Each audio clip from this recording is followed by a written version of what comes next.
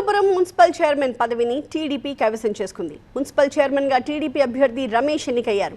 రమేష్కి అనుకూలంగా 23 ఓట్లు వస్తే వైసీపీ అభ్యర్థి లక్ష్మికి అనుకూలంగా 14 ఓట్లు వచ్చాయి. ఈ ఎన్నికను ప్రతిష్టాత్మకంగా తీసుకునే ఎమ్మెల్యే బాలకృష్ణ తన పార్టీ అభ్యర్థిని గెలిపించుకున్నారు.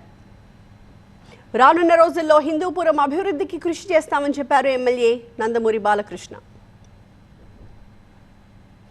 హిందూపురం పట్టణాన్ని అతి తొందరగా దించడానికి అయితేనేమి మిగతా అన్ని సౌకర్యాలు కలగజేయడానికి ఈ కాకుండా ఈ 92 120 కోట్లు కాకుండా ఇంకో 100 కోట్ల రూపాయల ప్రపోజల్స్ పంపించడం కూడా జరిగింది.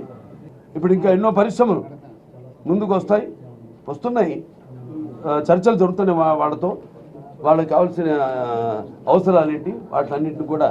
సో త్వరగతిన హిందూపురం ఒక తలమానికంగా మన రాష్ట్రంలోనే నిలబడడానికి మా అందరి శాయశక్తి అందరి కౌన్సిలర్స్ ఇప్పుడు అందరికీ వారికి అయితేనేమి ప్రభుత్వ అధికారులకు అయితే మీకు మీ అందరికీ పాత్రికేయులు అందరికీ కూడా అయితే నేను మా కృతజ్ఞతలు తెలియజేసుకుంటున్నాను.